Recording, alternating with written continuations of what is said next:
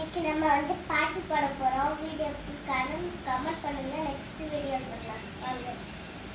அமுத கடல் உனக்குத்தான், ஆறாமலை உனக்கு